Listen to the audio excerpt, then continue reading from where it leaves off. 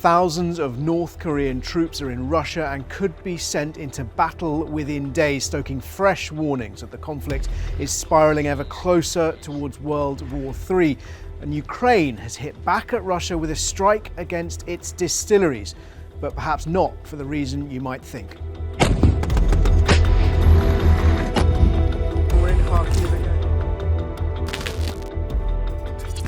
My name is Jerome Starkey. I'm the defence editor at The Sun newspaper, and this is Frontline, your weekly roundup of the most important news from the war in Ukraine. We're starting with North Korea and its deployment of thousands of soldiers into Russian territory, and claims from Ukraine that the first of these soldiers could in fact already be in Kursk province, and that's where Ukraine has seized a pocket of Russian territory. Now, the estimates of which soldiers and how many are there range depending on who we hear them from, but Ukraine has said that between 11 and 12,000 North Korean troops are in Russia. South Korea has said that some 3,000 are certainly in Russia and thousands more may follow. Now, we understand that these first North Korean soldiers have gone to training bases in eastern Russia, but the head of Ukraine's military intelligence, the GUR, Kirilo Budanov, has said that around 2,600 are due to deploy to Kursk. And in fact, he said that the date of that deployment has now passed. So they could already be there, and we may see them in battle within days. Now, what that suggests is that those North Korean soldiers might be sent to fight on Russian soil. They'd be fighting Ukrainian soldiers who are inside Russia. Now, that would perhaps protect North Korea from the accusation that its forces are attacking Ukraine or attacking sovereign Ukrainian territory. So a slight nuance there. It's not clear whether Pyongyang really cares at this stage about those sorts of distinctions. We talked about last week how North Korea, according to Western officials, is now supplying 3 million artillery shells a year, half the volume of shells that Russia is firing. And we know they've also been supplying long-range missiles. Indeed, I've seen the shrapnel from those missiles when I've been reporting trips to Ukraine. South Korean media has suggested that Seoul may also be considering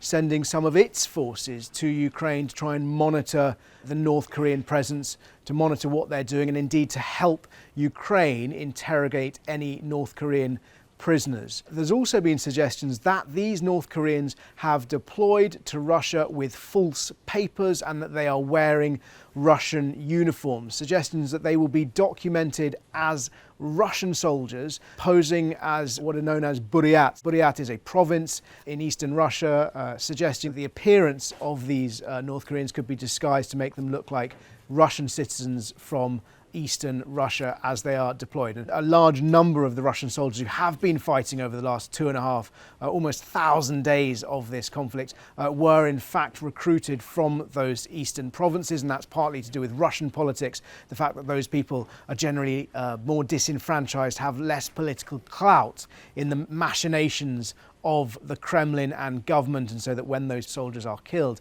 their families have less sway in Russian politics. Now, Germany's defence minister, Boris Pistorius, who was in London this week, raised concerns that whilst he said it wasn't clear what these North Korean soldiers were likely to do, and he said it wasn't clear to him how many had been sent, he said there was no doubt that the deployment of North Koreans to Russia had security implications for South Korea. It affected North Korea's relationship with China, and he said that would also have knock-on effects with China's relationship and North Korea's relationship with India. So at a time when Vladimir Putin is hosting the BRICS summit, the Brazil, Russia, India, China summit, sometimes referred to as the developing nations or global South nations, but nonetheless a big sort of landmark geopolitical summit, a coup for Putin, a reminder from a powerful NATO ally that actually what North Korea is doing risks upsetting this security dynamic. And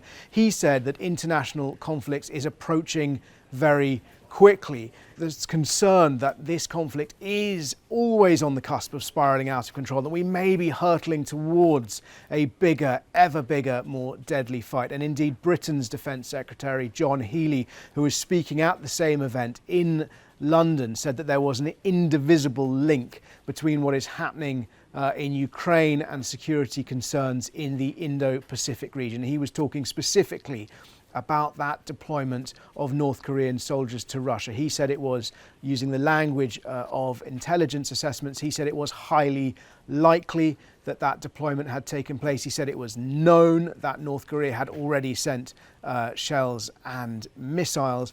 Indeed, US Secretary of State Lloyd Austin, speaking separately at a different event, has also corroborated those claims that it's America's assessment that North Korea has sent soldiers to Russia, but he said at this stage, not clear what they will be used for. We've touched on briefly once before Ukrainian claims that perhaps 6 North Korean soldiers have already been killed, not in Kursk where these new soldiers are expected, but actually in the eastern Donbass. And the suggestion was that those 6 were killed in a missile strike that also killed about 20 Russian officers. When Vladimir Putin travelled to Pyongyang and was feted by Kim Jong-un, North Korea said in the wake of those meetings that it was prepared to send combat engineer battalions to help rebuild infrastructure that has been damaged by this conflict. And there's always been some speculation that perhaps those combat engineers might be performing or might perform a more martial role, suggestions that they would have been involved in repairing damaged munitions or systems or weapons. But this is different. This latest deployment of troops, the suggestion is that these are combat troops. Some sources in South Korea suggesting that these are special forces, and analysts suggesting that their role may actually be to try and infiltrate behind Ukrainian positions and perform sabotage and special forces roles.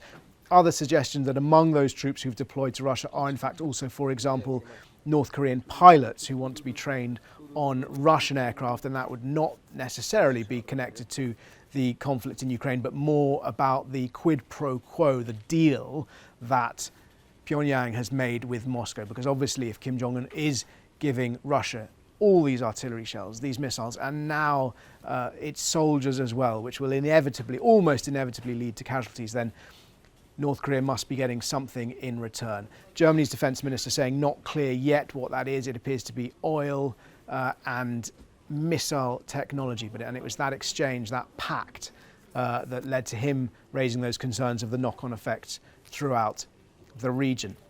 The next thing we're going to talk about today is Ukraine's long-range strikes. They continue.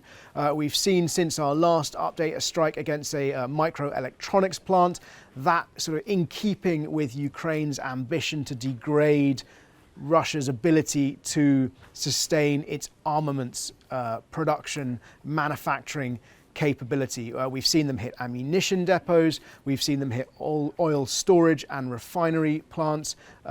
Suggestions since the last update, yes, that they hit a microelectronics plant, also that they may have hit a rubber plant and a thermal power plant. But perhaps the most interesting departure, which I don't think we've seen thus far in the conflict, is suggestions that they have hit 4 distilleries. Now, when I first saw those headlines, my immediate thought was perhaps this was part of Ukraine's ambition to bring the war home to Russia, to try and hit the supply of vodka. But actually, it appears to be far more strategic than that. These are ethanol plants which produce ethanol not for human consumption, we don't believe, but actually for other uses in industry, including the manufacture of explosives. So it appears to be part of that wider ambition to degrade Russia's arms and manufacturing base. The final thing before we get on to questions is what's been happening on the front line.